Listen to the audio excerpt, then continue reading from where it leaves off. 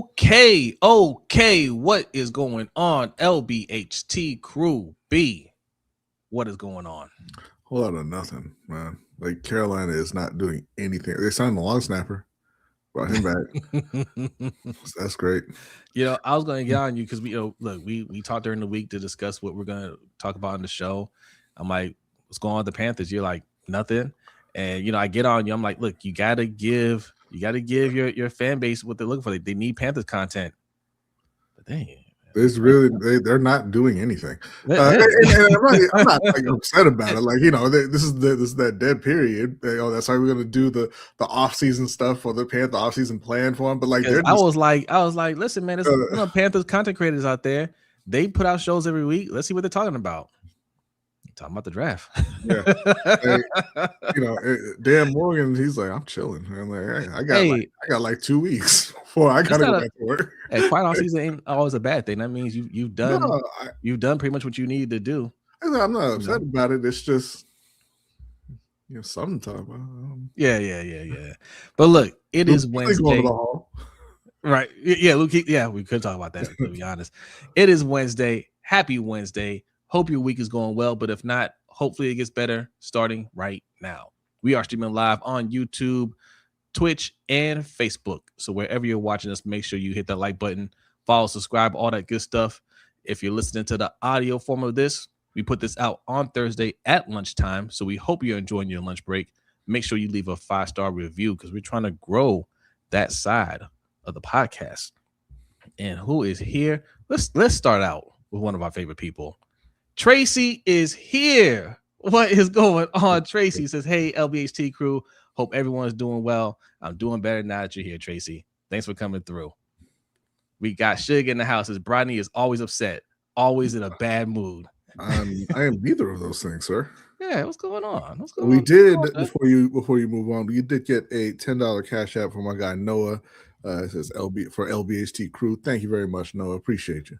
Thank you, Noah, and you get one of these.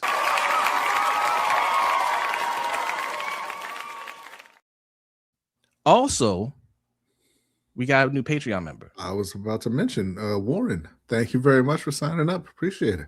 And Warren, you also get one of these.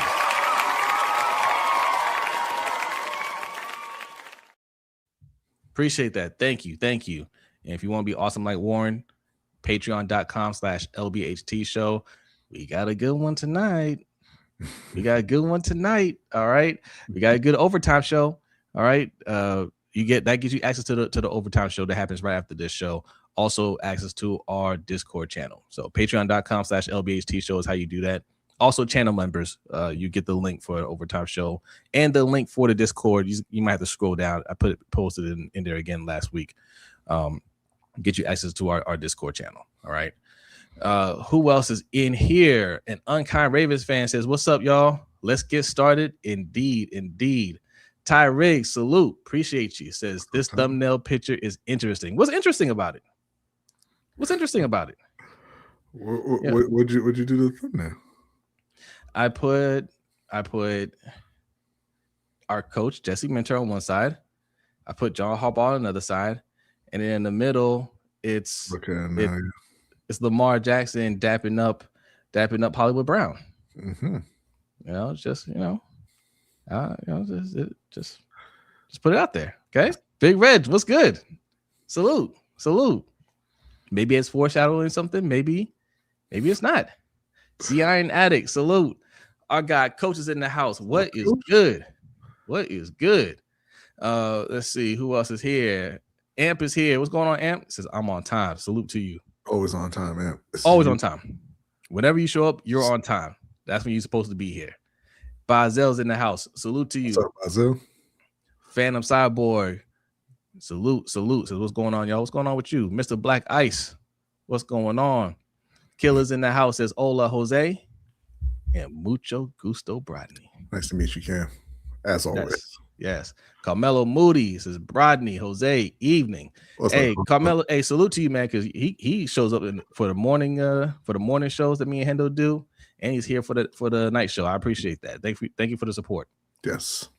Urban, what's going on? Urban, I got the beats. Thank you. I sent it to Hendo, so we're gonna decide which one we want to use, and that might be our theme song for the morning show. All right, you guys might get a little theme song.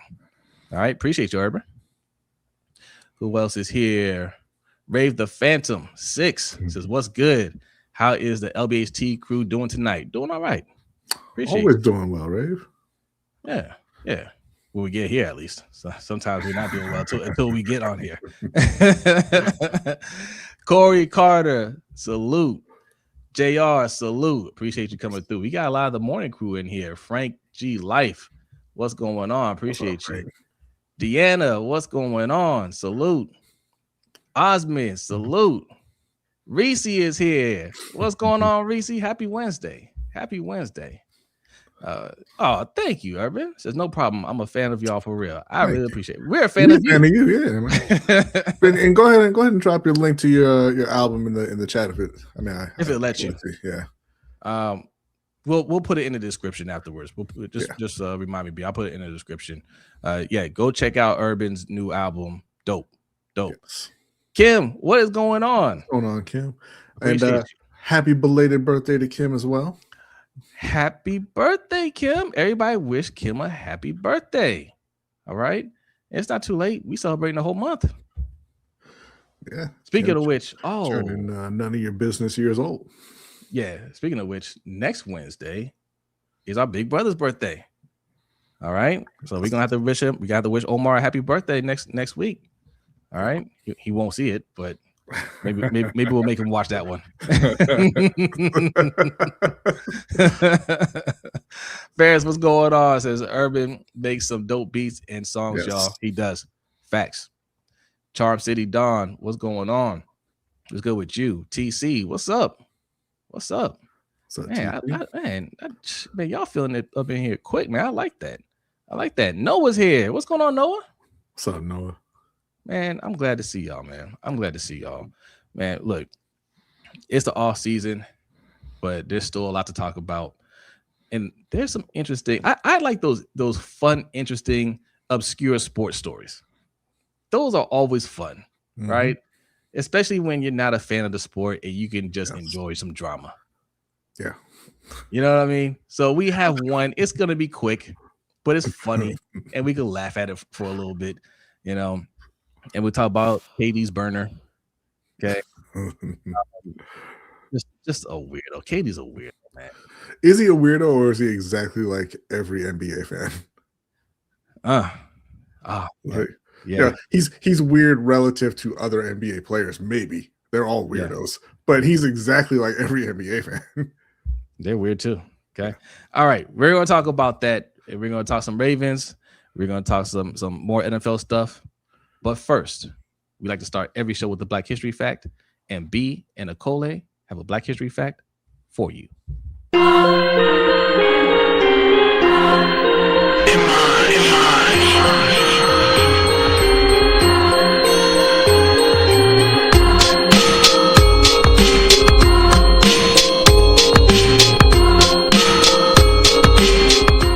This week on the LBHT Black History fact, Jesse Louis Jackson, 1941 to 2026, became one of the most enduring and recognizable voices of the American civil rights struggle, a figure who bridged the era of Martin Luther King Jr. with the political and social battles of the modern age. Born in segregated Greenville, South Carolina, he grew up navigating the constraints of Jim Crow while developing a strong sense of leadership as a student athlete and community organizer. His life changed direction when he joined the Southern Christian Leadership Conference, where he worked closely with Dr. King and helped drive voter registration campaigns, desegregation efforts, and economic justice initiatives across the South. After King's assassination, Jackson continued the work by leading Operation Breadbasket, pressuring major corporations to hire black workers, open new economic pathways, and invest in underserved neighborhoods. That mission expanded into the Rainbow/Push Coalition, which became a national force for civil rights, political empowerment, and economic equity. Jackson's influence grew even further when he launched his historic presidential campaigns in 1984 and 1988. His message of a broad, multiracial rainbow coalition brought millions of new voters into the political process and reshaped the Democratic Party's understanding of its base.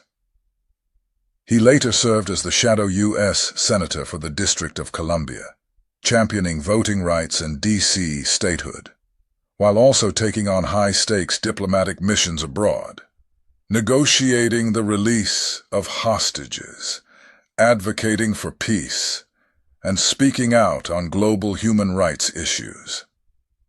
Over the decades, Jackson remained a powerful orator and a consistent moral voice, pushing the country to confront inequality in all its forms. By the time of his passing in 2026 at age 84, he had left behind a legacy defined by courage, persistence, and a lifelong commitment to expanding opportunity for marginalized communities.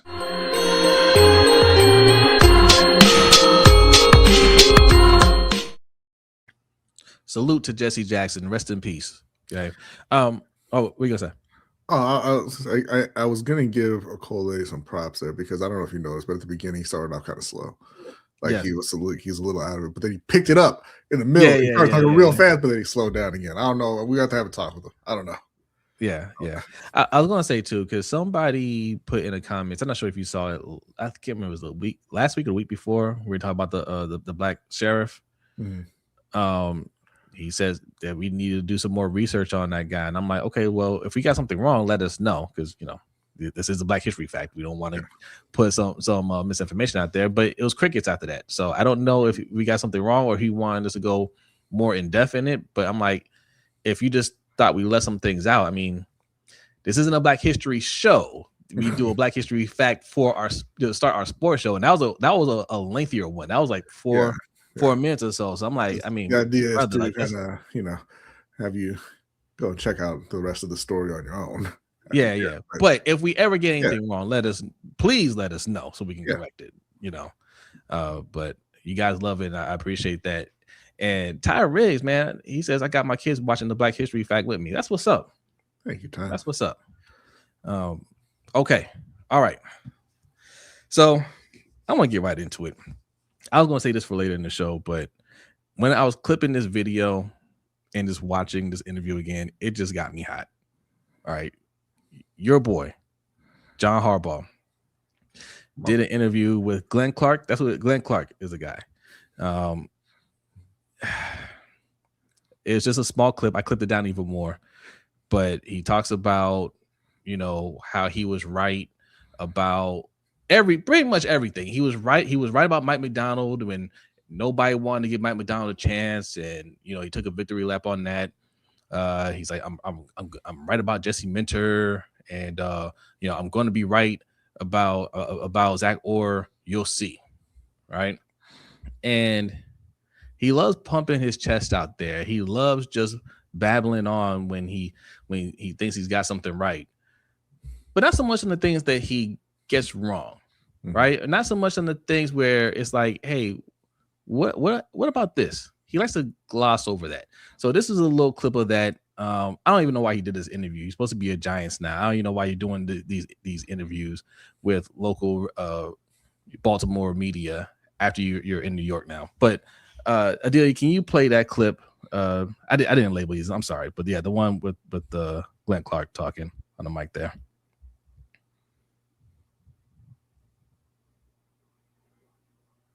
Oh, did I play? Did I mess this up? Well, it certainly appears so. That might be on me. That might be on me. Let me see. All right. Well, all right. Adelia's gonna try to edit again. That might have been my editing. Yeah, I just but I saw a little bit of it, particularly the part where he's like, okay, I'm right on Mike McDonald. Okay, dude won the Super Bowl. Yeah, fine. I don't even begrudge him taking a victory lap on that. Whatever. But what do you mean you're right on Jesse Minter? Jesse Minter hasn't done anything yet.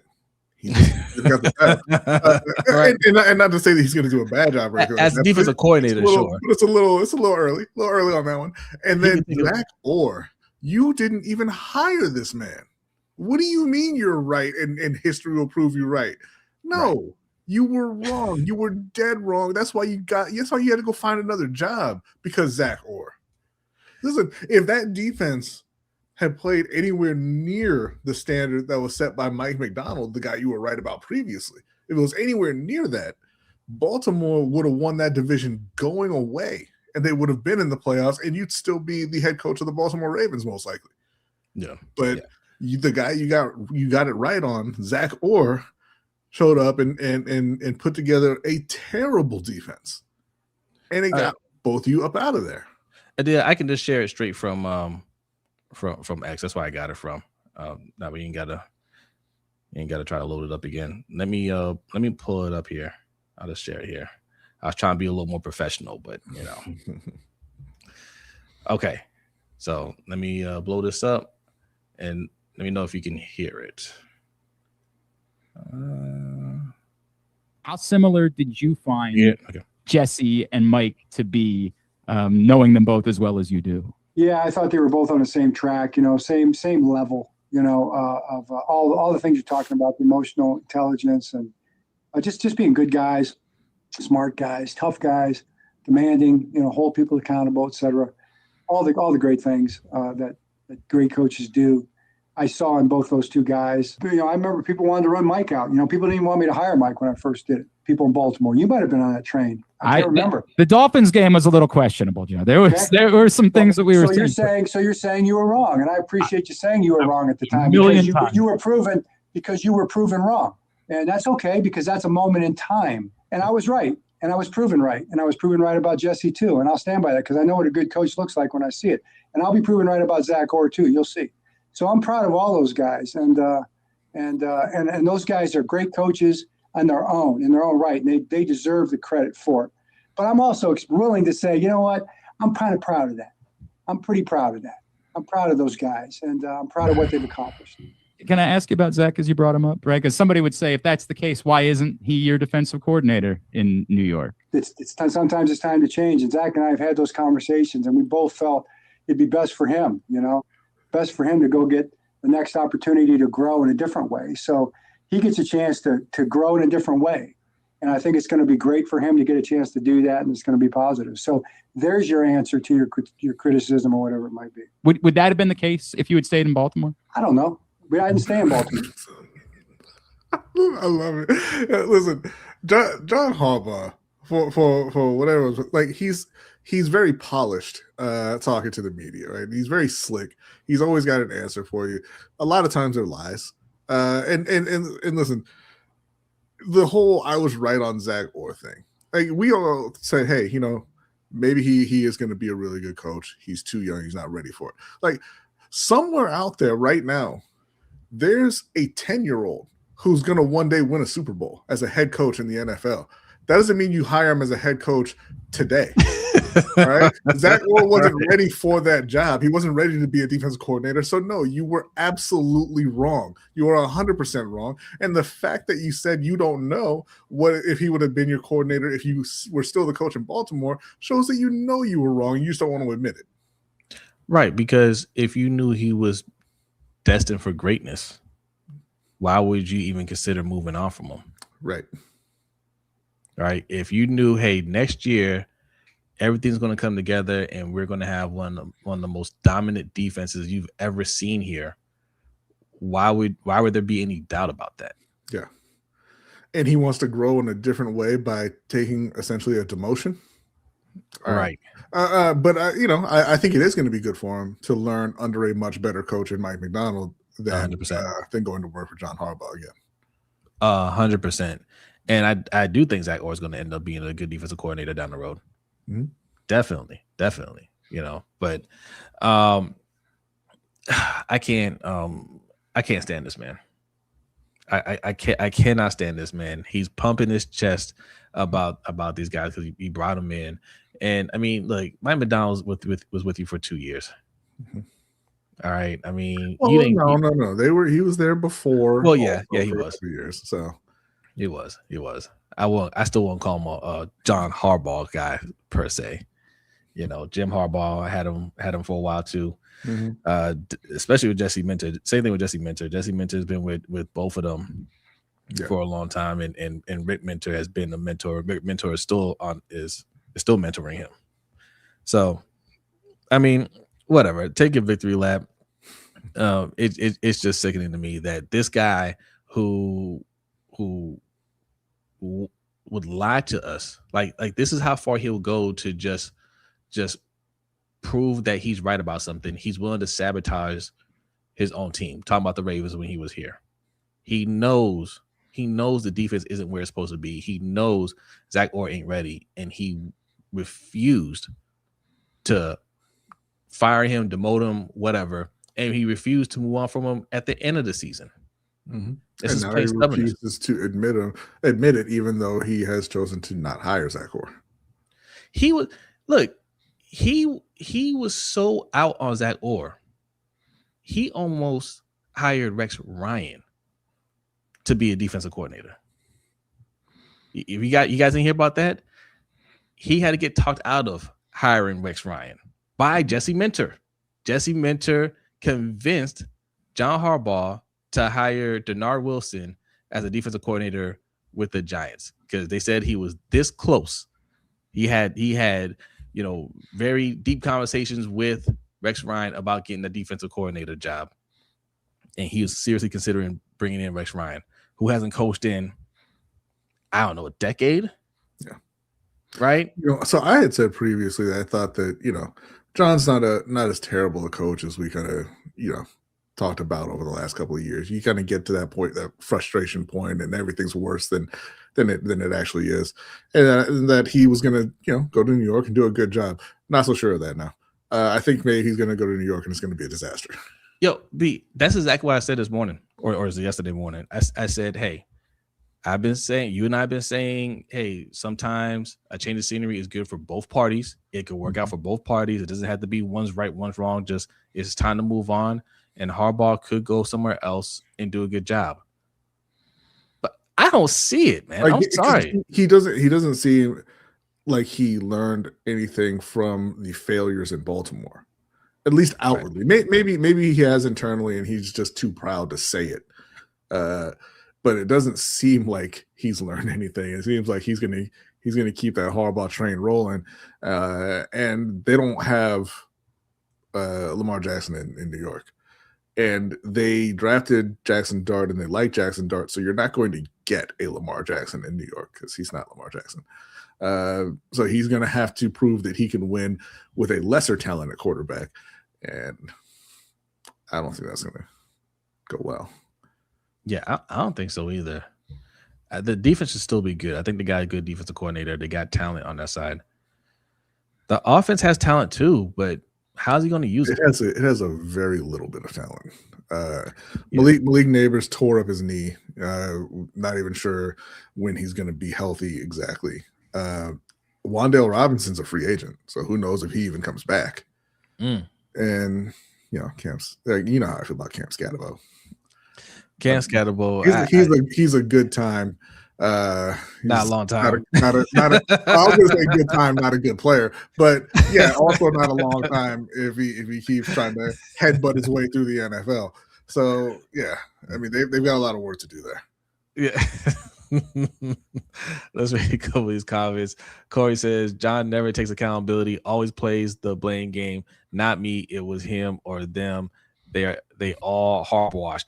Yeah, the final straw for me. I mean, well, it wasn't the final straw, but the final straw for me, like in terms of I can't even listen to the BS anymore, was when he tried to throw Willie Taggart under the bus for not playing Derrick Henry in that Patriots game. The running backs coach.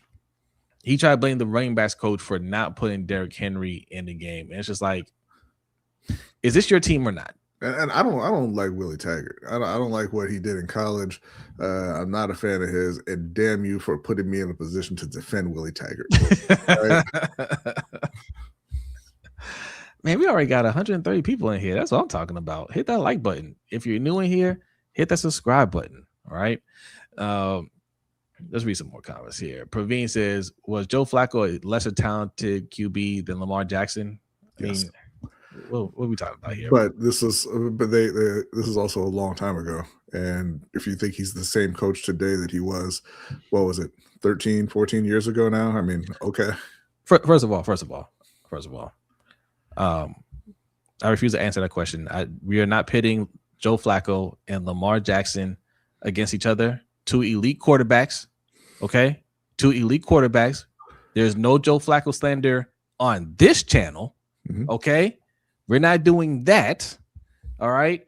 But also, it was a different time. It was a different NFL, and we had set leaders, alpha males in this locker room, okay?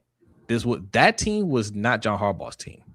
Right. That team was Ray Lewis, Suggs, Nada, that defense's team. As famously documented by those individuals. Yes. So, even on the offense, with Anquan Bolden, this is coming from Anquan Bolden's words, when they had their famous, the infamous mutiny. And he just told them like straight up, like, there's certain things we're just not going to do. We're not real. Those plays are bad. We're not running those plays, you know? And those were the guys. Like the coaching staff had no power. They had to listen, right? His good friend Cam Cameron got fired, and it resulted in the Super Bowl. That was not his team. He was going along with the ride at that time, and then he proceeded to push everybody out so it could become his team. And we've gotten close, but that's about it. That's about it since then. What's going on? E3, Rave Kingdom, what's good? Pay the bills, what's good? Thanks for coming through. Killer says, and he didn't win anything with Flacco from 2013 and 2018. Yeah. Missed the playoffs multiple times, in fact. Indeed. Chemo, what's going on? EDC's big splash move is getting Romeo Dubs and paying him a Mark Andrews deal. Now, when you say a Mark Andrews deal, just to clarify, do you mean $13 million a year? Because that wouldn't even be that bad for Romeo Dubs. Like he's fine. He's fine. I wouldn't be mad at that. Or do you mean Mark Andrews deal? He got way more than he deserved. Because that's a different conversation. Romeo at 13 is fine. Yeah. But Romeo at 25, 30, then you got a problem. We can talk about that for a second. As free agency creeps up upon us, we talked about on the morning show how the Ravens aren't really trying to sign Tyler Linderbaum. It seems like, or they're just doing a Ravens thing where it's just like, oh well, you did get hurt a couple times. That they're trying to float out there that there's some concerns with his, some injury, some phantom injury that he supposedly has. That's why they don't want to give him top dollar. They're saying he's asking for more money than he deserves. But I mean, if he's going to get the money, then it's the money he deserves. Yeah. And I don't understand what are fans' hangups with paying good offensive linemen. Right? Like if he wants $20 million, what's his name? Creed Humphrey is making $18 million, right? He's the highest paid center. If Tyler Linderbaum wants $20 million a year, why would you be mad at paying that? Because what will happen is we will try to get somebody serviceable. We'll try to. Maybe we do, maybe we don't.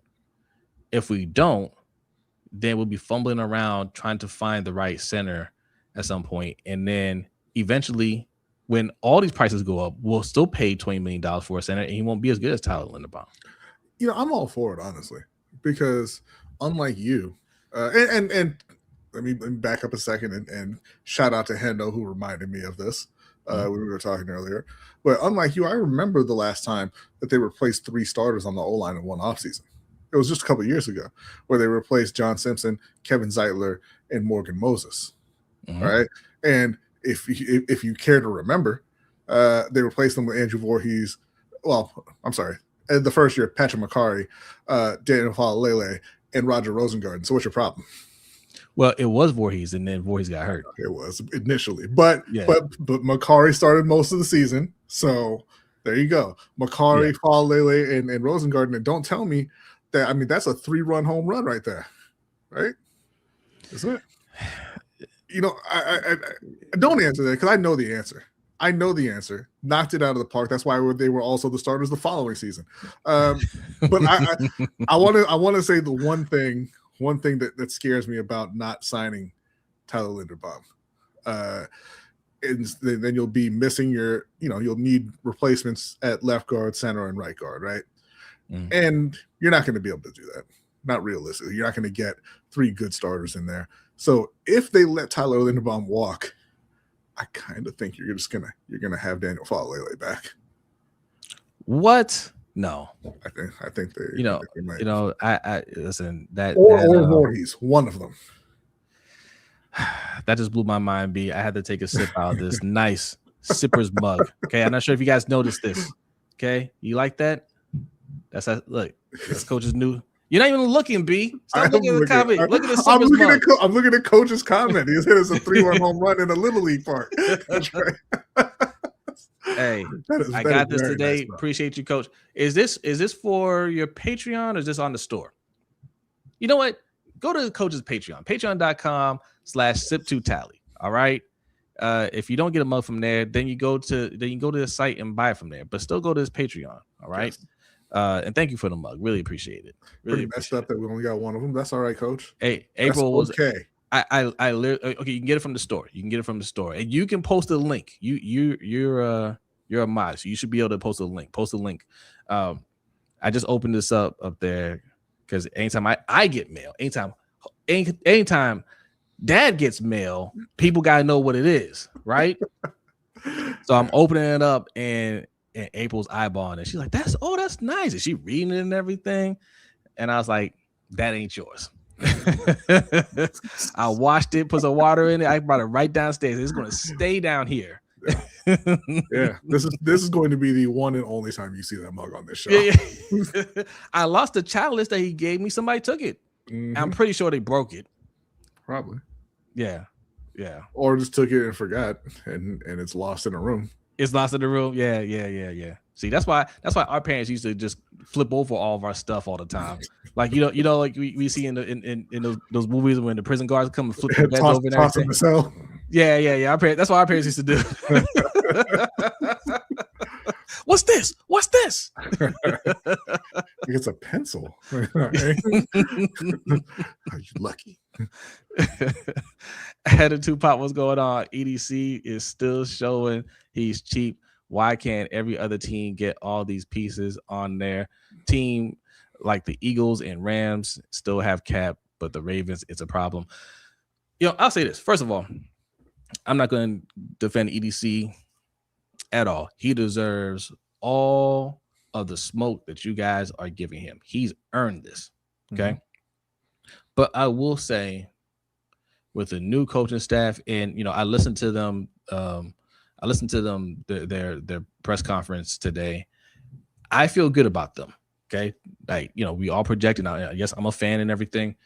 I feel good about them. I have some confidence in them, and I feel like them working with EDC, everybody will be on the same page more, right?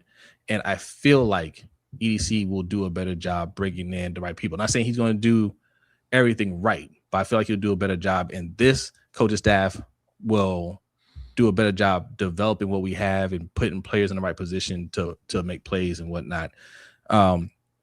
Everything doesn't have to be. I'll reserve judgment. Let me put it that way. If they don't sign Tyler Linderbaum, I'm not going to like that, right?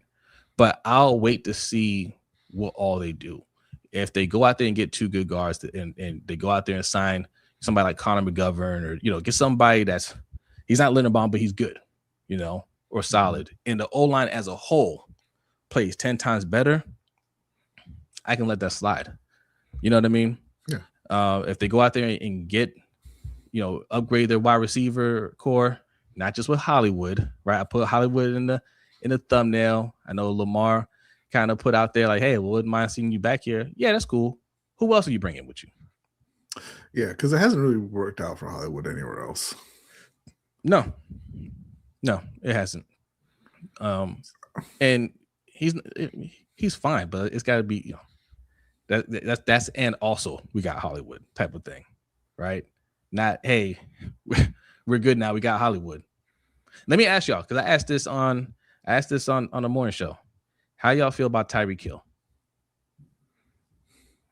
And I asked this right after we had this big debate about Isaiah Likely and his lack of production. And people are like, yo, did you see that clutch catch he had, though? Did you see the clutch catch? Right? And I said, well, how y'all feel about Tyreek Hill? Nope. See, there we go. Big Gus says no. I caught y'all. No. Evil Lamar says no. Urban says I'm cool off Tyreek Hill. Mike Evans. Okay. Now Amp says sign him. And I like Mike Evans too, because I think Mike Evans is Mike Evans is done. Is he? Okay. I retract that statement. Let me rephrase that. Mike Evans can still play. Mike Evans can't stay healthy. That's true. Which brings me to Tyreek. Mike Evans better than Tyreek Hill. Listen, it's difficult to judge Tyreek off of the last couple of years in Miami with Tua. I'm gonna throw it 5 yards of Aloha. He hasn't had a 30-yard catch in a calendar year and all that. Like, I think he can still play, but it was not a good situation there towards the end. Now, Tyreek Hill, bad person, coming off a terrible injury on the wrong side of 30. He would not be near the top of my list. Correct. Yeah. That same here.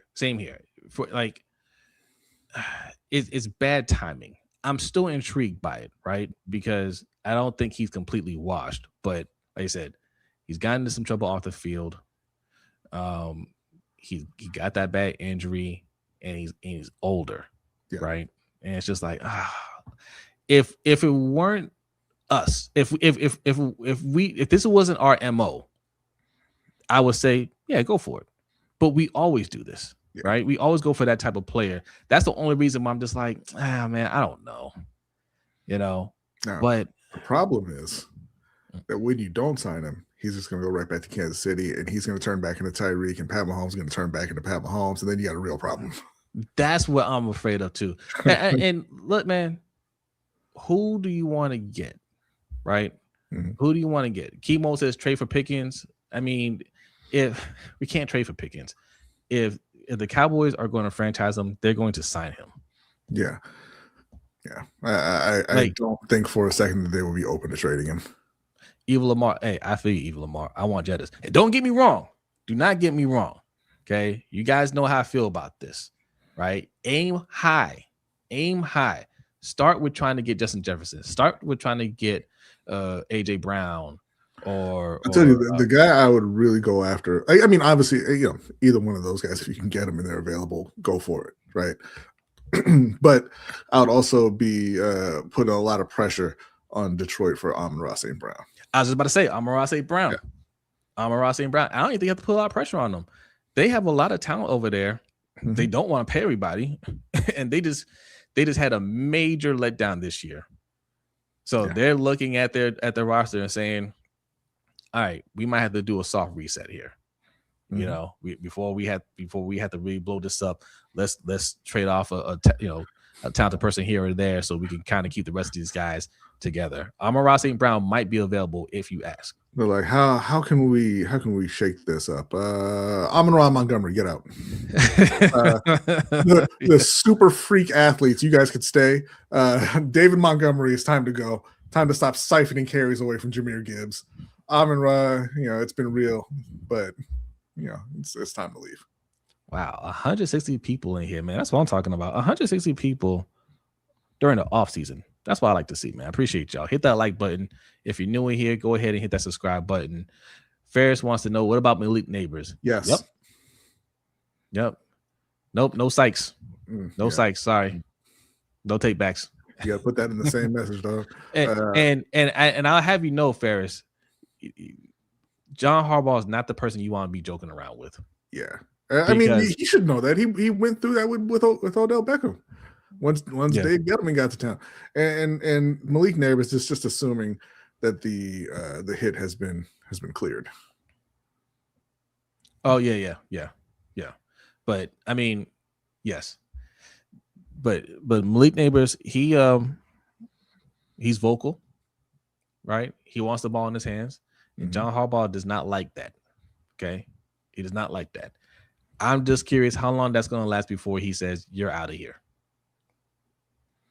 Right. Love West, what's going on? This is Brodny. What do you think about Brandon Ayuk? No. On a 1 year, prove it to the Panthers. Nah, I'm good. Like, so they've got Ted Federoa, they've got Jalen Coker. He's going to be back. He's an exclusive rights free agent. I want to see them go out and get either an Isaiah Likely, a starting tight end, and another solid receiver, and then they won't have that issue. They've got two good receivers right now. It's just a matter of making sure that they are able to stay healthy and contribute for a full season. So Brandon Ayuk will not. I don't think there's a spot for him in Carolina. I want Brandon Ayuk to prove it somewhere else. Like he showed a lot of talent and they liked him, but his attitude, and I don't know, man. Like this year was just weird in San Francisco with him. Yeah. TC here says Michael Pittman to the Ravens. That'd be a great signing. Michael Pittman's a very, very good receiver, and he's kind of been supplanted by Alec Pierce in Indy. Pierce is a free agent, isn't he? He is, but I don't think he's going to hit free agency. Yeah. But Michael Pittman might be out over there, and that'd be a great pickup for Baltimore. Kimo says Marvin Harrison Jr. Yep. If there were a move, but I don't think they are anymore. I think that was one you had to hit him while he was struggling, because he kind of turned it around the second half of the season. So I don't think they'd be willing to move him. But you absolutely call and see. Yeah. Deanna says a couple of years ago I would have said Ayuk, but not now. Yeah. I hear you. A lot of people I would have said Tyreek, but not now. I'm still not saying no on Tyreek. I'm just saying, man, I don't know. No, I'm saying no, thank you. if we ended up with Tyreek Hill, that's still a major upgrade. Yeah, I mean, that's just about anything would be an upgrade right now. I know. Yeah. Devontae might be a major upgrade. We don't know. Yeah, I mean, it'd be great if we can bring in somebody better than Zay and have Zay be the number 2. That would be dope. But Zay is a number 1 receiver, right? Yeah. And we don't have to bring in somebody better than him. But if we can bring somebody better than Bateman, lot better than Bateman, which we can, then we are really cooking. I can't believe. I'm sorry to cut you off. I didn't cut you off, but no. I can't believe Isaiah Likely and Tyler Linderbaum are about to walk in free agency, and Rashad Bateman is signed through 2029. What the hell, Eric? I know. And Voorhees is still signed. We could cut him and save some money. Just won't put that out there. That's why I need to upload that Post Malone clip. You seen his first song that he ever recorded? No, it's very weird. It's so bad that it's almost good. But there's a part in it where he turns around and looks at the camera and he's like, "What the heck?" And I'm gonna have that clip. But no, Rashad Bateman being signed through 2029, and your good players about to leave a free agency is pretty damning for Eric. Yeah. All right, we'll read a couple more and then we'll go on to the next topic. We want to talk about the QB carousel, so to speak. I mean, I guess we can do it next week since you vetoed my thumbnail. Okay, that's a shining. That's the number 1 topic. All right. Plus, I need more time to think about it. Okay. All right. We'll shelf that. We'll shelf that. EDC's cooking ice cream. Wow. Voorhees needs to go.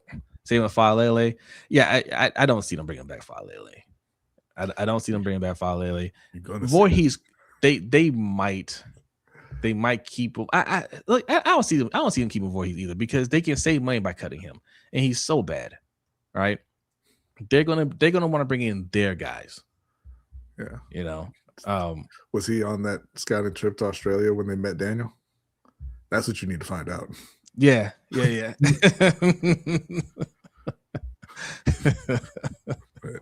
I'm just saying, I do honestly believe that if they let Linderbaum walk, one of those guys will be back. Doesn't mean they'll end up being the starter, but I think they'll keep one of them because they'll say, hey, we don't want to try to replace this entire room in one offseason. I think they will, just because it's a whole new staff, right? And they'll look at it and say, listen, they were so trash last year. You know, like there's no chemistry. What chemistry are we breaking up, right? Mm-hmm. Let's bring in some guys.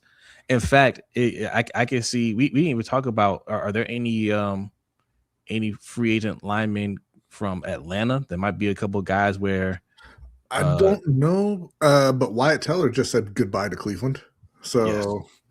Maybe I can see them looking at some guys and saying, "Oh no, these guys can come in and get what we're trying to do right away, right?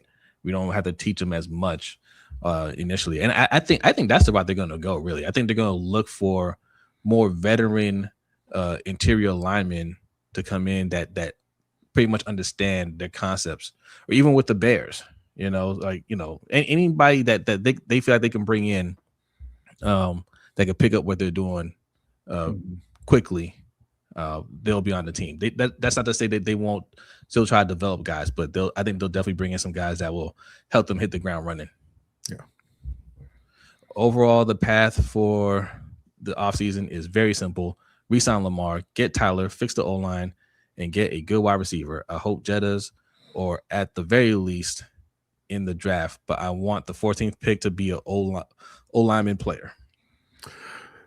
Yeah, simple, not easy. Right? Yeah. Simple, but not easy. Like, yeah, you should be able to extend or restructure Lamar and open up money. That's fine. You should be able to just give Tyler Linderbaum what he's asking for, but that seems to be very difficult for this front office. But you should be able to do that.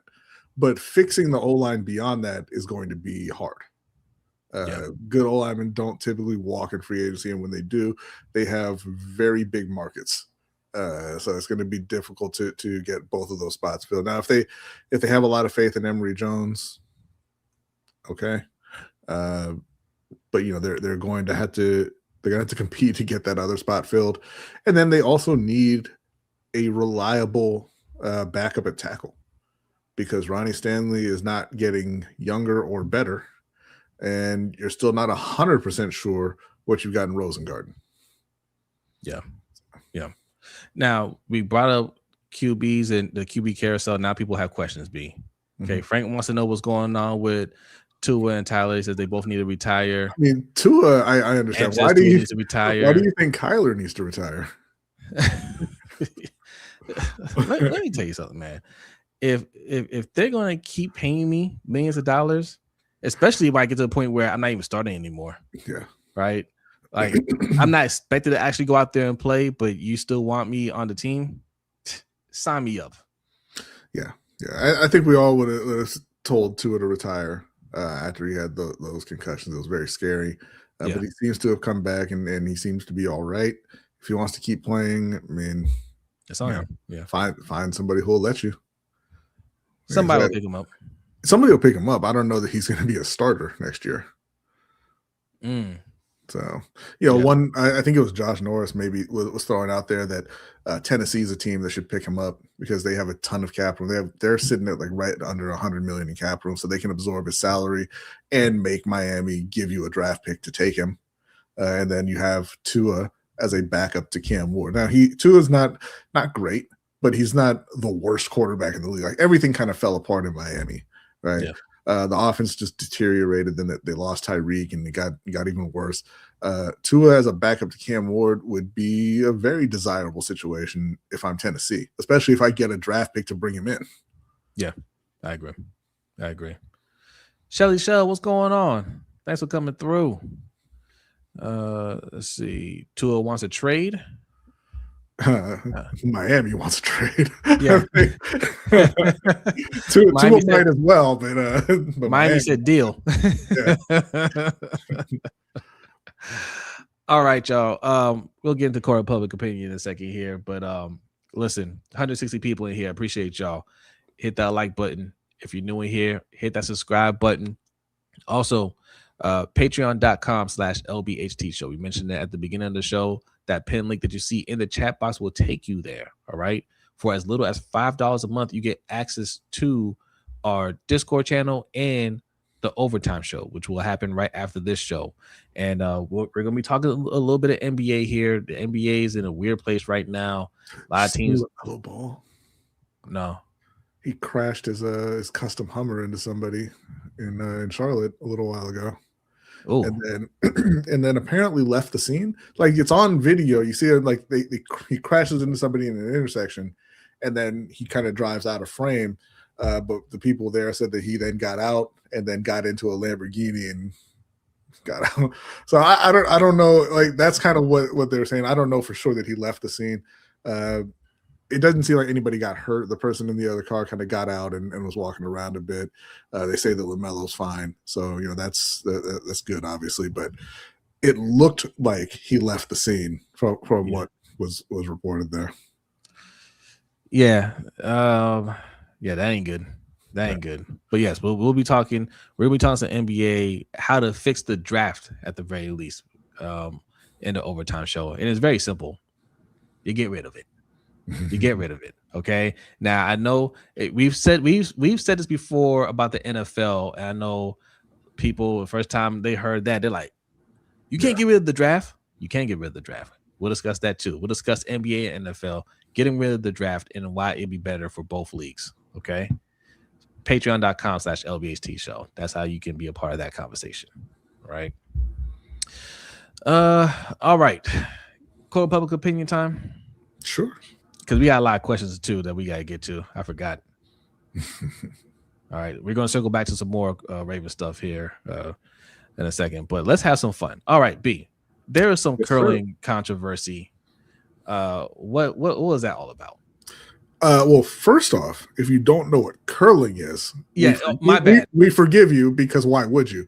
It is an Olympic, a Winter Olympic event. It's kind of like shuffleboard, except they use a piece of granite. It's a rock, I guess they call it. I don't know, but it has a handle on the top. You have a thrower who kind of slides it down the ice, and then there's a couple people with what essentially look like brooms, and they sweep the ice in front of it. And it kind of, they can alter the path and the speed of the rock a little bit by doing that. And like I said, it's kind of like shuffleboard. They have a target down on the other end. You can knock the other team's rocks out of the way and score points and all that. But whatever. That's not what's important. What's important is there's a big green line. Wow. Let's get some order here. Okay. Order. You're 100% right. Clowns. 100% correct.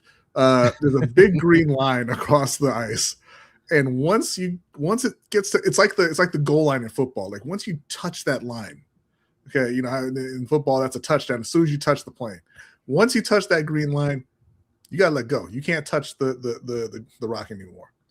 And at no point are you ever allowed to touch the rock itself. Okay, you gotta hold. You gotta touch it. You hold it by the handle. That's all you can touch. And Canada said, "Oh yeah, watch." And one of their guys gave it a little nudge at the end. I'm certain it had zero effect on the throw. I mean, maybe a minimal effect. Taylor Bills, our Canadian brother says, he says, "I know where this is going. My guy was cheating his ass off." Now, listen, I think go ahead and do you have the video of it or just the pictures? I have the video. Okay. Adelia, go ahead and try to play it. If it doesn't play, I got a backup plan. Because my guy fuck off. You haven't done it once? I haven't done it once. Okay. I'll show you a video after the game. So he's touching it right there. You can't do that. No. You can't do that. Once you let it go, you gotta let it go. Disqualified. Now, the best part about this is we didn't even have it in the video. He was cursing at the other team, and the other guy didn't even get upset. He's like, "All right, I'll show you later." we all saw it. He clearly saw it. He clearly saw it. All right, but wait, there's more. Okay, I like it. Clean it. You're saying she touched the rock. If it's touched, it's going to be removed. When you 0% chance. She said 0% chance. Another angle. I've never done it in my life. No, there's nothing. You didn't see your finger as it comes off. Okay. This is going to require some real. Well, listen, the best part is they've clearly practiced this and they've clearly been coached this way because both of them said, I've never done it in my life. There's no way you both reacted that way after being called out for cheating. This is something you've been practicing in the entire lead up to the Olympics. And they were like, hey, just be real indignant and say you've never done it in your life. Apparently, there was a rumor that they had been cheating for years, and Sweden ran sting operation to catch them. What sting operation? It's right there in 4K. Use your eyes. Was the sting operation? I'm gonna look this time. I'm gonna stand over here and watch them do it. That's the only sting operation you need. It's incredible. Listen, I'm gonna tell you what it is. Canadians are too nice. Yeah. Okay. They're honest people, and when a group of them decide they're going to get a little competitive advantage, they don't know how to cheat right. That's all it is, right? Because you never fully extend. Everybody can see this. Everybody can see that. Everybody knows there's no full extension. You're like that. That dude fully let go and then went back in with the full extension. Of course, you got caught. She tried to do a little. Yeah. No, not full extension. Just push and give a little. Push it with your knuckle a little bit. Listen, you can't. That's hard to prove. Listen, you have to push in the same motion that you're letting go of the handle, and then you can plausibly say, "Hey, I don't think so." But if you have it on video, it was an accident.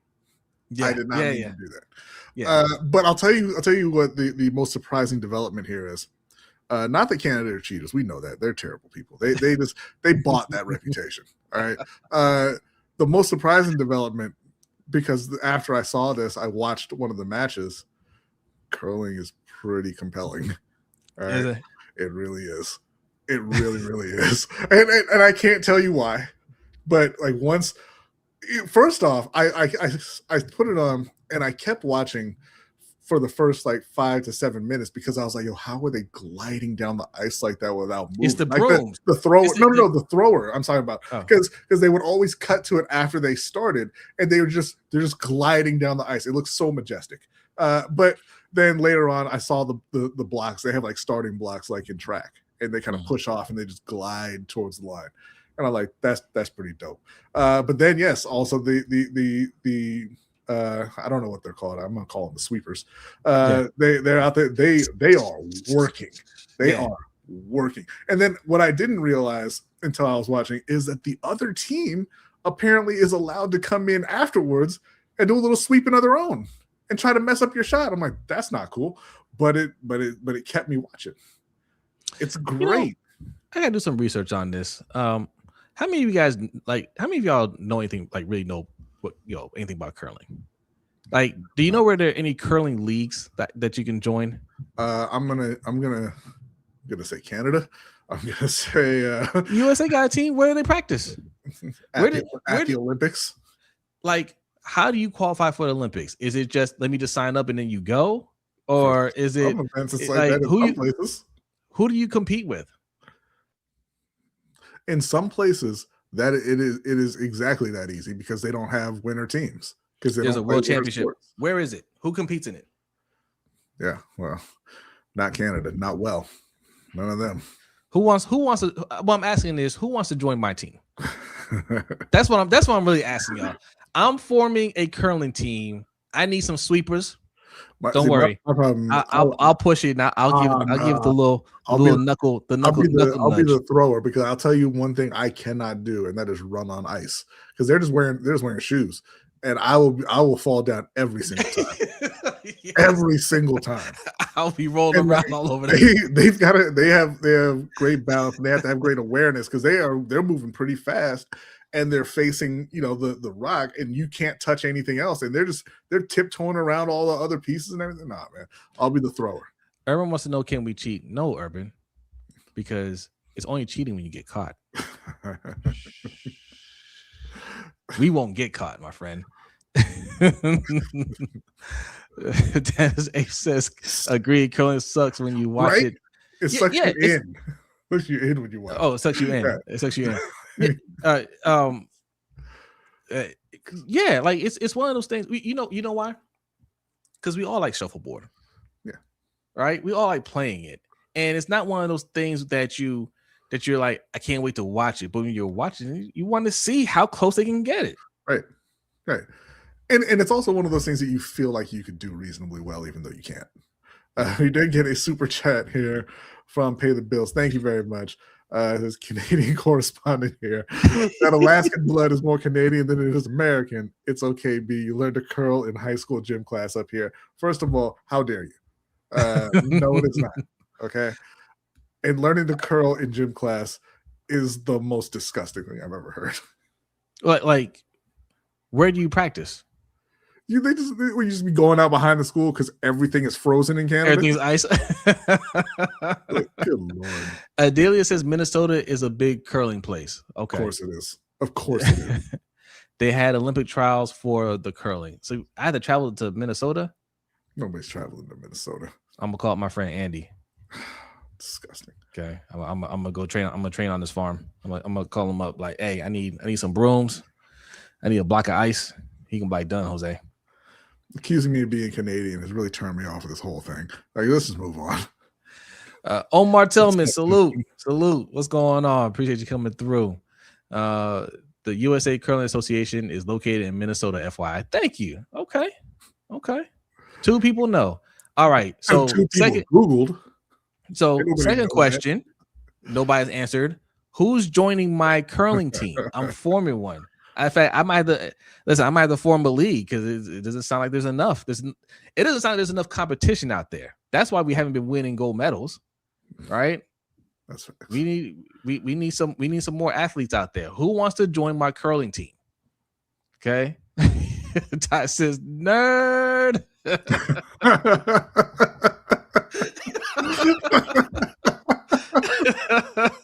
Yeah. Let me ask y'all.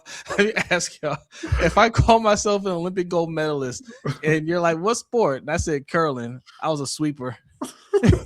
You wouldn't respect me? Listen, if I won a gold medal in curling and you asked me years later, and I said, I'm an Olympic gold medalist, and you said, what sport? I said, mind your business. Yeah. All right.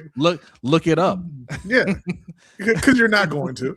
Like I could tell you it was the giant slalom or whatever. I can tell you it was hockey. You're not looking it up. There you go. Tess says she can sweep and yell. There you go.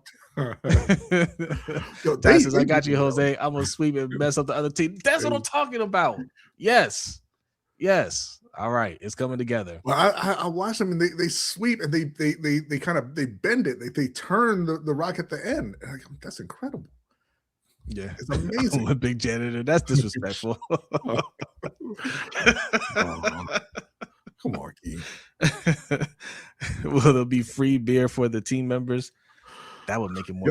Y'all are really disrespecting the sanctity of this sport here. See, Iron Addict says he's with it. Okay, all right. How many people do you need for a team? Well, so three of them go at a time, but I think I'm not sure if they have reserves or whatever. I know they switch out the thrower midway through. Okay. A silver medal in curling mixed doubles this year. Oh. Wow. The U.S. usual team is 4 with a reserve. Thank you, Adelia. Okay, so you don't even need that many people. You don't. But right. if it was what you all were talking about, where there's a cooler of beer off to the side and everything, this Canada dude would not have been so heated about being accused of cheating. Now, granted, counterpoint, the dude for the other team was not heated about him cheating. He was pretty chill about it. He was pretty chill. Listen, if there's beer involved, those stones wouldn't get anywhere near their target.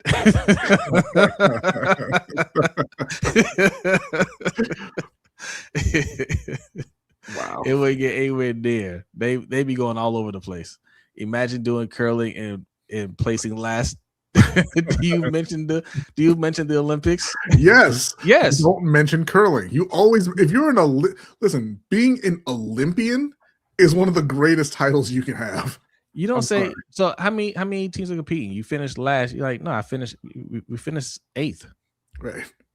Okay, we're top 8 in the world. We're top 8 in the world. We're top 10. Mm-hmm. All right, that's all you need to know. We finished top 10. All right, where did you finish, sir? Okay, if I were cold as ice. if I were an Olympian, that is all I would ever talk about on this show. Like, being an Olympian is one of the greatest things ever, whether you win or not. I at one point, me and my friends try to figure out what is the easiest point of entry into the Olympics. Which sport will get me there? Right. Well, it's funny because it's really anything in any any country below the equator in the Western Hemisphere. Really, like, there's a guy in downhill skiing who just won the first medal, not first gold medal, the first medal in Brazil's history in the Winter Olympics. They've never won a medal in anything because it was pretty hot. A lot of snow. You're not practicing any of the and listen, not to be disrespectful to the Winter Olympics and to the athletes, because they put a lot of work. It was gold for the Brazilian. Delia said. Yeah, but I know he won gold. I'm saying that was the first medal period that anybody had won from Brazil. But not to be disrespectful, but a lot of these events are just created by countries who can't compete in real sports. I'm sorry. It's a little disrespectful. It is. Coach says Haiti has a skier. I don't like that it's disrespectful, but goddamn, it's the truth. What do you mean one of your events is walk somewhere in these skis? Not ski, walk somewhere in these skis and then pick up a rifle and shoot. What are you talking about? They had an event the other day where the skiers, they had the skis, they had to have a pack. Like a survival gear, and they have to walk up a mountain in skis and then turn around and ski back down the mountain. Why? For what? You know the luge? You know the luge? Yeah. Where you lay down on the board and you go down the kind of like half pipe and you kind of steer it? Yeah. There's another event. It's luge doubles where somebody just lays on top of you and you do the same thing. They're making this stuff up. These are not real sports. I'm sorry. They have another event. It's called skeleton. All it is the luge, and you just turn the other way. You go head first. This is disrespectful. Jose, the oldest champion, is 54, so you would break his record if you win. You said you would break the record, not that. Oh, well, I mean, yeah. I mean, you gotta assume, you gotta put in some years. I see. No. I see what's going on here. He thinks I'm Hendo. The reason why he thinks I'm Hendo is because when Hendo put together the Jose and Hendo in the morning shirt, he made himself appear younger. Yeah, he did. Right? And me older. So you're thinking I'm Hendo and he's me, whatever. That's what's going on. He claims that AI did that on its own. No chance. No chance, bro. Absolutely. Jose probably could have won the breakdancing medal. Hey, Ray Gunn, I'm coming for you. Hendo took a good 25 years off himself in that merch. All right. For football guys.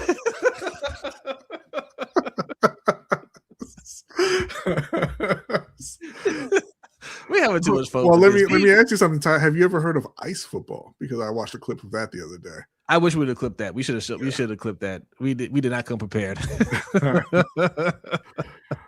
That's incredible as well.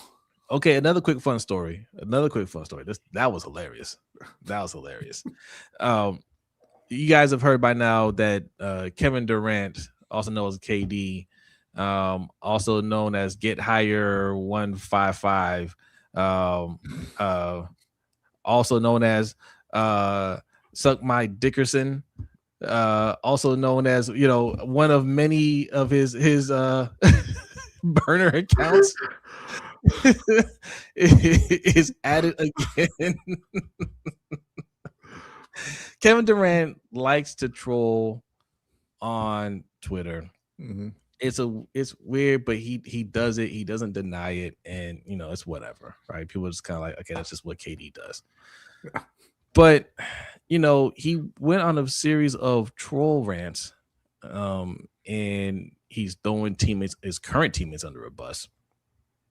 He's doing this thing where he's promoting, investing in drones that are bombing Palestinians, right? Which that's not funny. You know, people kind of gloss over that one, but that one, I'm like, yeah, that's a punk ass move right there, right? But yeah, he's just being a dick, man. Like you know, like what's going on with that? And then somebody asked him today, and then he doesn't want to talk about it. You do all this talking online, you talk trash to fans, you talk like you're a tough guy, and people are asking you a simple question. You don't want to address it. Address it. Yeah. This is not as fun as curling. KD, like, you know, people who do that in general, who troll online, not just for fun. Like, some people go on and they just kind of have fun, and they, you know, make jokes or whatever. But then there's the people who go online and they troll and they say really hateful things. And he's more towards that end of it at this point. And like, listen, put your phone away and find a therapist. Like, you have something you need to talk about. You need to find somebody to talk about it with, because you have something inside that you're letting out in pretty harmful ways, right? And you don't need to do that. You can be better than that, right? And I don't know. It's not funny anymore. Like, it was funny at first when he was just kind of, you know, clapping back at fans who would talk trash to him or whatever. But I don't know. Yeah, I you know, yeah, I don't like that. Like he's being this fake tough guy. I don't like that. You know what I'm saying? Like, he's going at a fan on the court side, and just, you know, just berating them for no real reason. You know what I'm saying? Like, I don't think the fan said anything. In fact, the guy was a fan of Durant. He was wearing his jersey. Remember that? He was wearing his jersey and he ended up taking it off. And he came back and talked to him, but he didn't apologize to him. It's just like, man, stop being a jerk, man. Right? Like, just like your career is almost is winding down. It's almost over. Just have fun out there. You know. And I don't know, like, it's I'm not sure what happened to him for him to turn into this person, but that's not how he started out in his career. You know. Yeah. He's too close to Drake. Might be true. Very immature. How old is he? Yeah, like 38, 37, whatever. Yeah. But, you know, saying his team is ass, you know, talking about players on his team currently, and they're not even a bad team. By the way, they're the 4 seed in the West. They're 33-20. Okay. I don't know. All right, he's guilty. Team Canada, they're guilty. Okay, is his career really winding down though? Yeah. He's not gonna play for much longer, I don't think. I mean, I'm not saying it's gonna be done this year or anything like that, but I mean, yeah, he's winding down. He's been playing for how long? It's been a long while. Yeah. Oh, see, Urban, you know, coach. That's Coach's guy. Don't be making Drake jokes around Coach. All right, you know. See, he's trying to fight the urge. He's like, I don't want to, Coach. Out of respect for you, Coach, I'm not gonna say anything. Yeah, KD's 37, and you understand he's still playing at a high level. But if you're 37, it's winding down. Yeah. Okay, just so we can tease the overtime show, we'll talk a little NBA. NBA fined some teams. I also didn't prepare this, but they Adam Silver fined a couple of teams for tanking. Yes, the Wizards and the Jazz. And the Jazz, yep. The Jazz. $500 million for one of them. Listen, or I'm sorry, $500,000, not $500 million. I know what you meant. You know, the Jazz, I know they had a lead going to the fourth quarter. The highest scorer, who they put in there to tank, you know, he was doing too good and they took him out of the game. I think the Wizards tried to do something similar, but I don't think they won their game. I can't remember. Or lost. I mean, I can't remember if they lost. But teams are trying to tank really hard. More than usual. More teams than usual are trying to tank for this draft class, because this is one of the better draft classes coming out. And you know, if you don't know, the NBA does a lottery, so it's not like it's automatically you're the worst team, you get the number one pick. But the worse you are, the more lottery balls you get. and it's like the top, like the worst, the top 8 teams get lottery, get a chance to win the lottery essentially. Well, so I mean, I guess they must have changed it recently, because it used to be everybody in the lottery had a chance, and it just your chance increased until you got to the the top. How many are in the lottery? 14. Okay, well, 14. My bad. I said 8. But like this guy was explaining it on Brodny Jones' podcast. He was saying like the top like 8 or so, the worst 8 or so have like numbers wise, it's worth it to tank to try to get the pick essentially, right? So instead of 1 or 2 teams trying to tank for that top pick, you got 8 to 10 teams trying to tank for that top pick, right? So it has I mean, the lottery's never worked. It's never stopped teams from tanking, but now it's even worse. So now they're exploring options to keep that from happening. And Adam Silver has finally come around to our way of thinking, and let's get rid of this thing. Let's get rid of the draft. Okay, he's floating that out there. So we're going to talk about that. We're going to talk more about that on the Overtime Show. So if you're interested in that, along with some other things, Mark Cuban wanted to come back to be a owner once again. Trinidad Chambliss says, "I'm never going to grow up. I'm gonna be a college player for life. I want to be a Toys R Us kid." Yes, yeah, all that's going to happen on the Overtime Shows. You can find that at patreon.com/LBHT Show. That pin link in the chat box will take you there. All right. All right. Unless you're the Mavs who got a rigged number 1 pick. Yeah, and how they doing? And I know this too. Like a lot of players after the All-Star break are out for the year now. Yeah. Kyrie Irving, who got hurt last year, is recovering and says, "I want to take more time to fully recover. I'm just going to take the rest of the year off." Sabonis for the Kings just had season-ending surgery. Yep. Trae Young and Anthony Davis. I mean, they decided before the trade deadline, obviously, but when Washington picked them up, they were like, "Hey, have a seat till next year." Zach LaVine, who we talked about before, with that fan told him to go home, and then he was escorted out.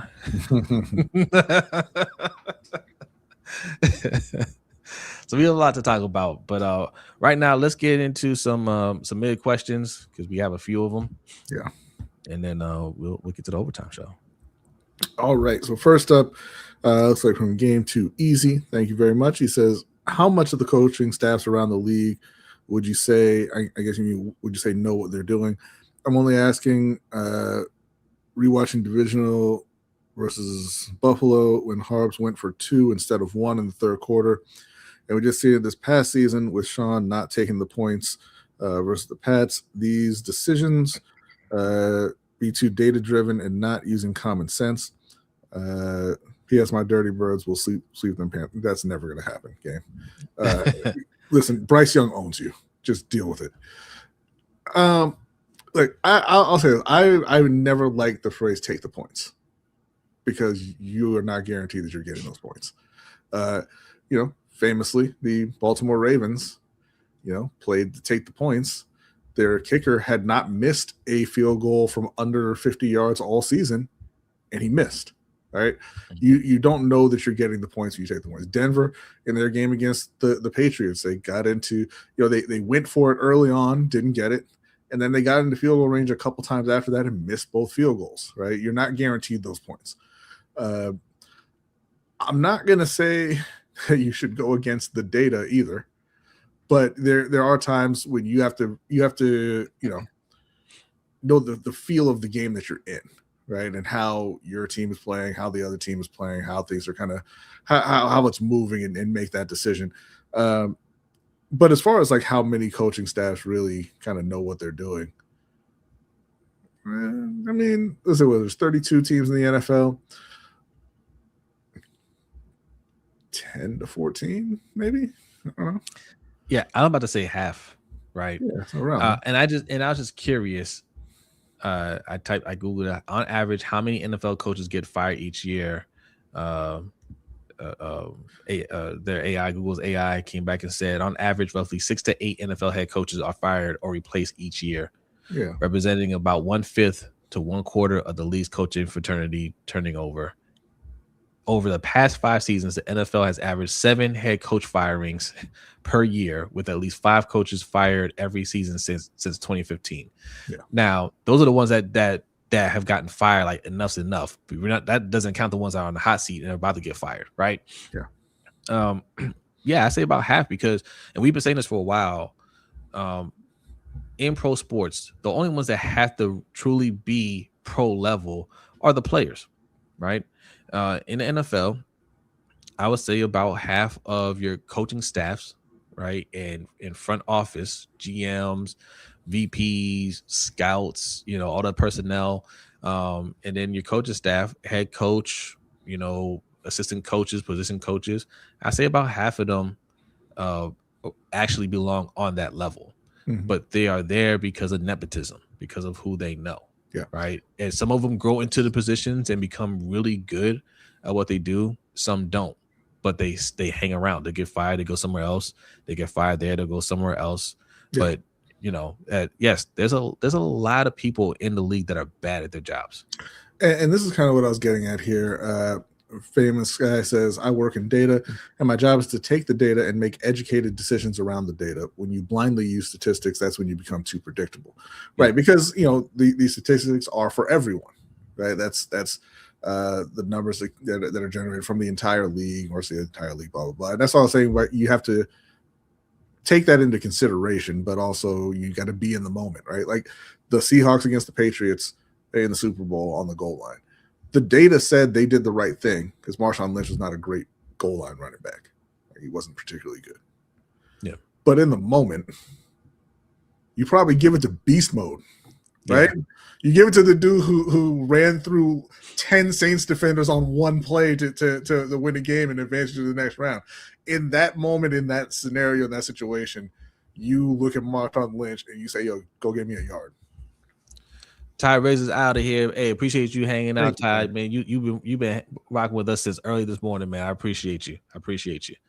Yeah, it's thing that I used to be an analyst once upon a time, and I remember they showed us this video about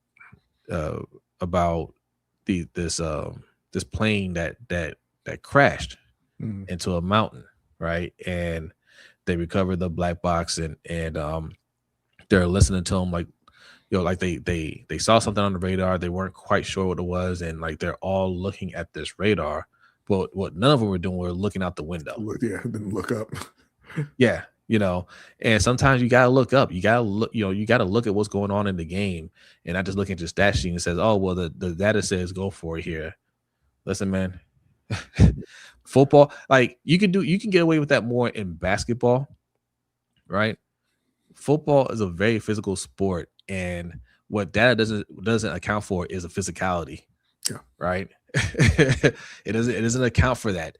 Like, yes, it says go for it here, but these dudes are hitting tonight.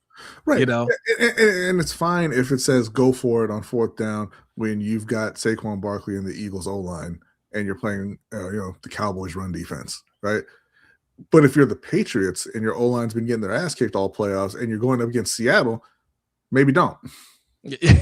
All right, move on. Next question from KYD. Dolphins released Tyreek Hill and Bradley Chubb. Should EDC kick the tires?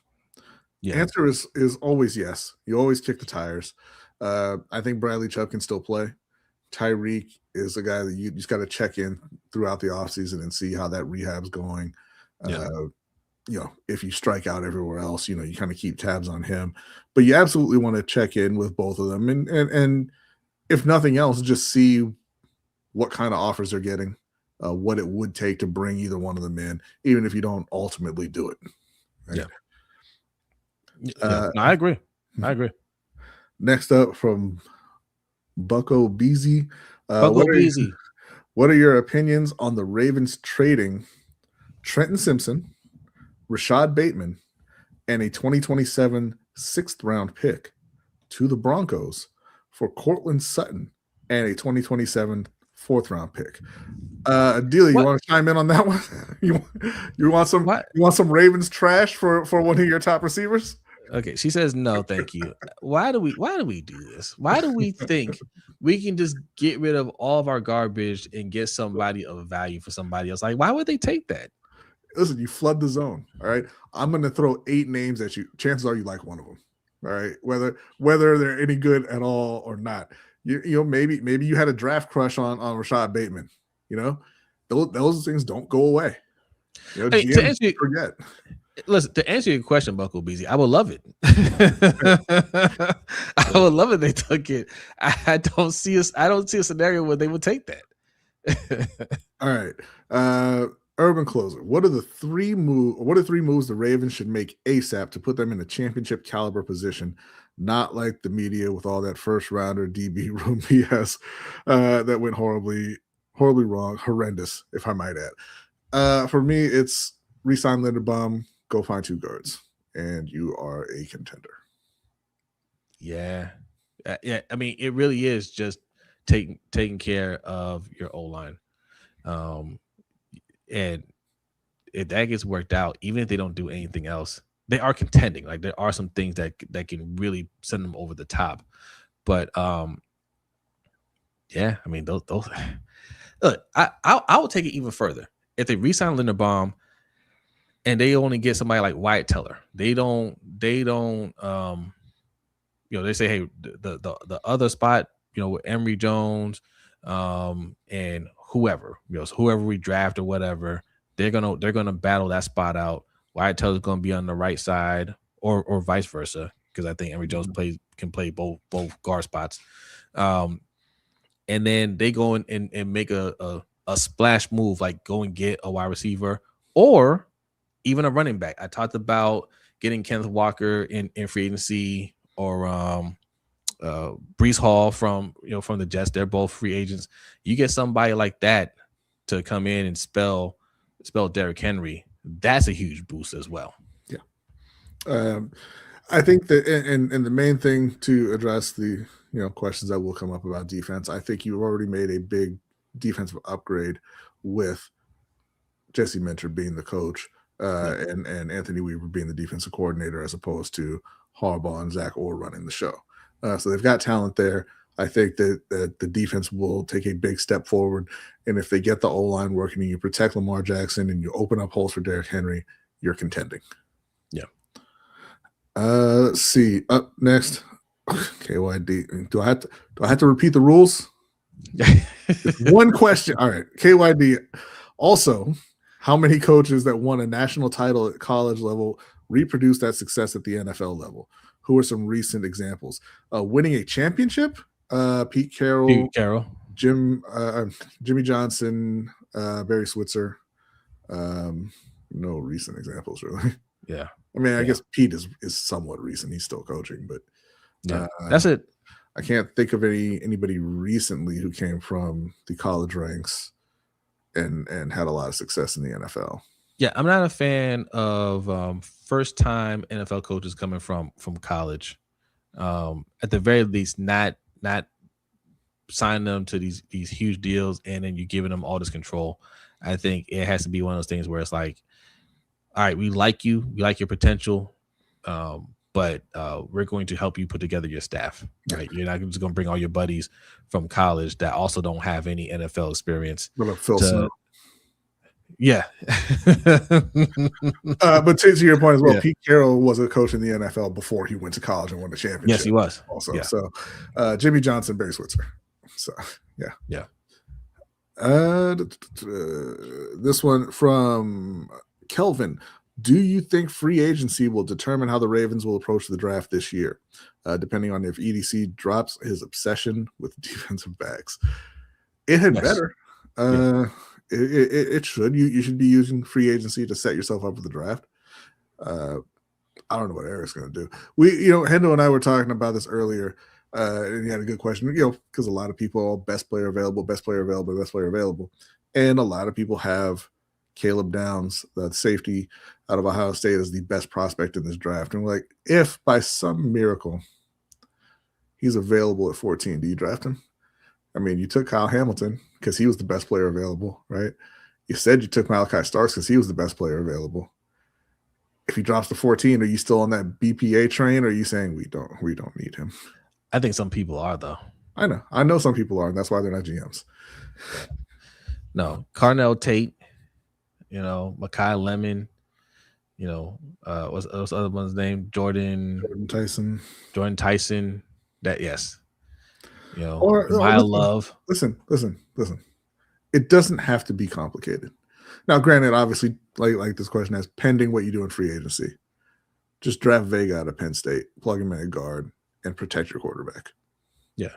But if they did everything in free agency, and I still look, there's still some things that that we need to get right. Obviously, for us, the priority is offense, but interior D lineman we need, right? We need at least one. So I wouldn't be mad at that if we did everything we needed to do for the offense. So it depends. It does depend. All right. Urban Closer, I know you know the rules. I'm not even going to repeat it, but with the coordinator press conference, what are some takeaways that can provide more insight to what's to come for this new Ravens staff? I did not watch the coordinator press conference. So. I watched it. I like Anthony Weaver. I'm one of the people I know people didn't really want him as a head coach. I need people to articulate more why they didn't like that. I think he'd have been fine as a head coach, right? Let me ask him, did he say that they want to be multiple and attacking? Probably, I don't know. I think I like the energy that he brings. I like that.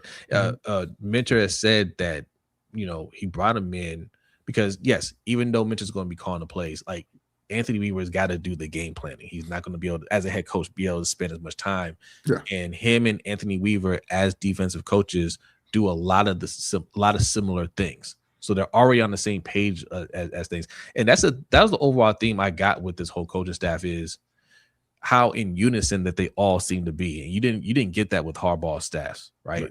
It seems like everybody understands this is our vision.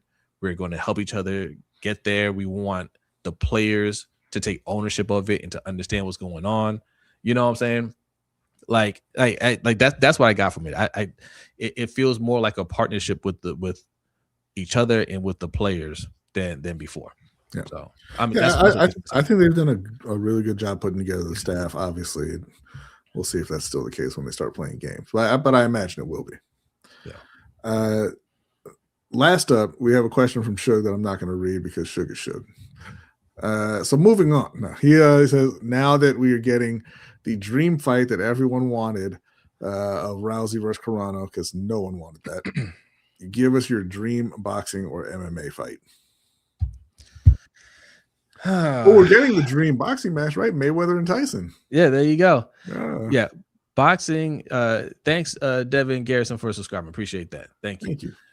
Boxing is it's not hot right now, man. Like, people are retiring. You got some up and coming fighters. There are some good up and coming fighters that I like watching, but I wouldn't call any fights dream fights right now in boxing. He means all time, I think, is what he's asking. Oh, I took it as current, but I do have a answer. I do have a dream fight. What's that? A current dream fight. Oscar De La Hoya and Dana White. Listen. Oscar De La Hoya and Dana White. For those, if you don't, Dana White is a terrible person. Oscar De La Hoya is not that much better of a person. Yeah. But they hate each other. They always snipe at each other. Dana White likes to play as a bully when he can. And Oscar De La Hoya has called him out a few times, like, yo, let's lace him up and let's get in this ring. Let's see what you got. Right. Yeah. And I think Dana, being an MMA guy, I'm waiting for it. He hasn't slipped up yet and said it, but I'm waiting for the day where he's like, man, let's go in the octagon. So Oscar's like, bet, let's do that too. Right. But I would like to see the two of them fight. No drug testing. No drug test. Let them take as much steroids and cocaine as their heart's desire, and let them get in the ring or octagon and just go at it until their hearts explode. Okay, like I would pay money for that. You guys know I don't pay for these fights. I like to go on E Street. Okay. I'll pay cash money for that. Tupac says boxing is hot. Shakur, Tank, Crawford before retiring, the Twins and others. The Twins, if you're talking about the Charlos, haven't fought in forever. Tank just had to cancel his fight against Jake Paul and he's getting sued again. Like you said, Crawford's retiring. And Shakur is not very popular. No. Very good, but not popular. Yeah, super, super talented, but not popular. Yeah. I think the biggest thing that might happen in boxing soon is Keyshawn and Keyshawn Davis and Devin Haney. He keeps calling him out. He will not let that go. and Devin Haney probably, you don't want that. Keyshawn will knock him out. But to answer, I don't think so. But I think it'll be a good fight. I think he'd knock him out. Like I just like Keyshawn he's uber talented. But obviously so is Devin, right? Yeah. But Keyshawn is a killer. He will he'll put him to sleep like Ryan Garcia was going to until he started hugging the ref around the waist. To answer Shook's question, dream fight, man. I'll go with MMA. I would say my dream fight would be in their prime Anderson Silva and GSP. Obviously John Jones versus Ngannou was one I wanted to see as well, but thanks, Dana. But yeah, I'll go with the Spider and GSP. Would love to see that fight. Okay. I like that. And that is it for the submitted questions. Got one more. I told you I was going to bring this up. She actually posted this on the other one. Let me pull up. So this is from Chi-Town. Shout out to Chi-Town. Right? Ain't trying to pick on you, but you put this out here. Okay, this was a submitted question. She says, "Hi, I once commented on Harbaugh being a MAGA, and you brushed me off by saying, oh no, he just respects the institution of the presidency. I unsubscribed immediately because we can't afford to be lukewarm when our country is being destroyed and giving passes to those who support this nonsense. Please look up Harbaugh's latest interview with Fox and Friends and tell me if you still think that." All right. I actually respond. That's why you didn't see. I responded to. I didn't realize she put it in submitted questions. Listen, we've never defended Harbaugh on the show. All right. If somebody brought up that he was MAGA at the time, we probably, because I remember he was talking about his White House visit and all that stuff, and people were like, "Oh, could he be MAGA?" And we said we don't know, right? Mm-hmm. Could be. It could be that, or it could be he's just playing the game. He's just, hey, I'm going to respect the office or whatever. He's doing that thing, because some people don't really like getting into politics like that, not openly, not in those positions. We don't know. That was the thing. But at no point did we ever defend Harbaugh. Like, you watch the show, we don't defend that man. And my thing is this though, like the unsubscribing part, like subscribe, don't subscribe, I mean, we get that all the time. But I don't like when people want to push their morals on us and don't stand on their morals, right? Like, Chi-Town, we don't know you, you don't know us. But I'll say this, if you're saying excuse me, you can't watch people that are defending that in any kind of way, cool. Do you watch the NFL? Right.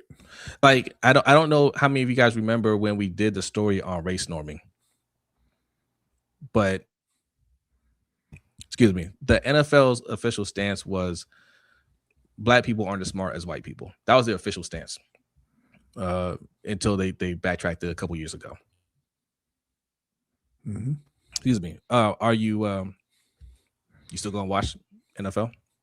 Right. Did you watch the Super Bowl? Because Kraft is a big Trump supporter. Were you watching the Ravens while John Harbaugh was the coach?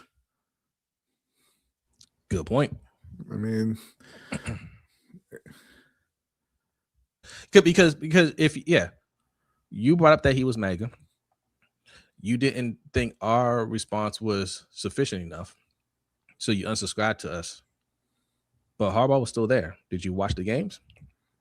right? Your standard for us can't be higher than the standard for them. We're not MAGA.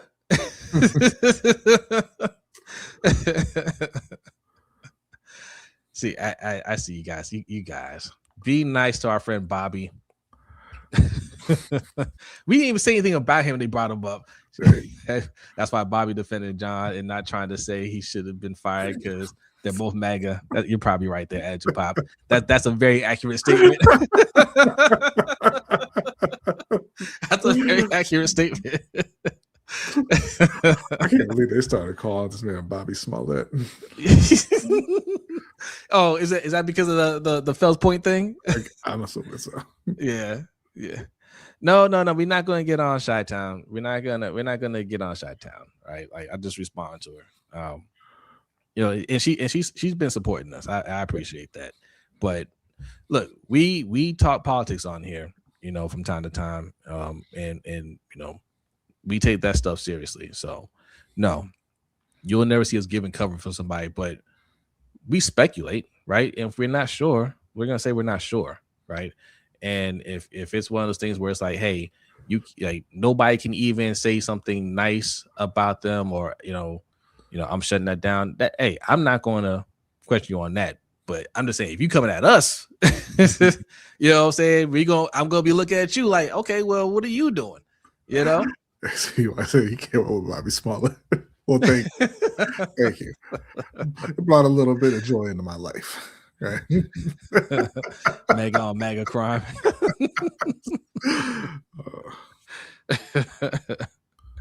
You have to learn to separate the two, keep politics out of it. We don't keep politics out of sports. I don't agree that you have to. You first of all, politics is always in sports. Yeah. Right? When people say keep politics out of sports, they mean keep your politics out of sports. Keep our politics in sports. Yeah, right? and not just sports. Politics is a part of everything. You should not be sticking your head in the sand. You should be a part of it. You should understand what's going on. You don't have to separate the two. I'm not saying like we have to be a political slash sports show, but don't shy away from those. Don't shy away from those topics when they come up. All right. Why will MAGA want to see Lamar succeed? Yeah. Good point. What is MAGA? I'm lost. Oh man. You can Google that. I kind of envy you a little bit, but yeah. Definitely we just choose to ignore it. Yeah. Politics is simple when you got morals. Facts. Don't be afraid to have those type of conversations. And if you believe, listen, if you believe, politics is simple when you believe in what you're saying, one way or another, right? Like if you truly believe it, you're not trolling. You're not just being biased, but you don't really want to tell people that. If you really feel, that's what you feel, it's easy to stand on that. Yeah, easy. Yeah. So like I told somebody earlier, somebody left a comment on an earlier stream like, hey, please keep politics out of this. This is sports. And I was like, no, you can go somewhere else. There are all kinds of places you can go to get your content.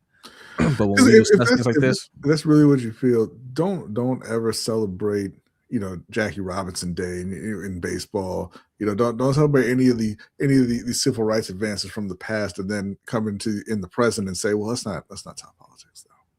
Yeah. Say something to half of the league that was giving a moment of silence to Charlie Kirk. Right, a content creator. A racist content creator. Oh, yes. A white supremacist. Separating the two are for the ones who use the phrase like you're one of the good ones. Yes. I'm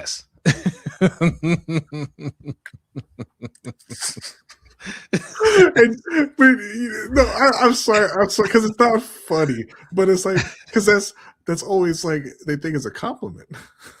Right? we're cool, right? Because you're one of the good ones. You know. Why did we have a moment of silence for Charlie Kirk, but not anyone killed by ICE? You know why. Yeah. You know why. So, all right. I mean, you can like Trump and still be a Ravens fan, or not like him, whatever you want to choose. Yeah, facts. Mm-hmm. Absolutely. You know,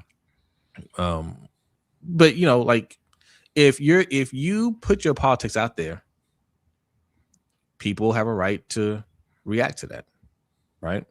And this is where the talk came from, because he was asked about visiting the White House, and you know, he had a lot of glowing things to say about Trump, even though Trump is doing all the terrible things, right? And people, that alone is going to have people questioning about it. But to follow it up with this Fox interview, and he's saying even more great, you know, good things about Trump, where Trump is showing that he's one of the most diabolical human beings in in the history of our human race. Yeah, you're going to get those questions, and if you really feel that way about him, you should be able to stand on it. And also, look, I want to give some smoke to LeBron James too, because he was out there saying, "Oh, I hear Tel Aviv is a nice place. I want to go visit that sometime." Really? Right. Really? Like, you don't get a pass from me, man. Right? And I'm a LeBron James fan, but because you know he's aware. You know. Yes. That. Yeah. And you know, he's just picking, and you know, he's picking a side, just like Steph Curry. You know. Yeah. And I want to also say thank you to IB saying for signing up for the Patreon. Appreciate you, man. Appreciate it. Thank you. All right. Speaking of Patreon, we're getting over to the Overtime Show right now. Patreon.com/LBHT Show. Come hang out with us if you want to discuss more of this or whatever you want. We can do that. We're going to be discussing NBA, how to fix the draft, get rid of it. We're going to discuss Trinidad Chambliss says I'm going to be the new Peter Pan of college football. All right. I'm never growing up ever. All right. We're going to talk about Mark Cuban saying I'm selling my team. Psych, I want it back. Yeah, screw Mark Cuban, man. Like honestly, I'll give you a little taste of my opinion on that. Screw Mark Cuban for letting the new owners ship off Luka Doncic and then say I want back in. So I don't have to take any of the heat for that. Yes. I be saying yes. Welcome back, man. Appreciate you. Appreciate your support. Appreciate everybody's support. Thank you very much. We really appreciate it. So it's like, we talking racism? His favorite topic. It's his favorite topic. All right, we're getting out of here, man. B, are you ready? Ready. Adelia, are you ready? Adelia is ready. Thank you all very much. Still 100 people in here, 130 people in here, in fact. Subscribe if you haven't subscribed. Hit the like button on your way out. Share this with your family, friends, and loved ones, and your enemies. Okay? Share with everybody. All right? All right, we're out of here. Have a great night. We will see you next time. Peace.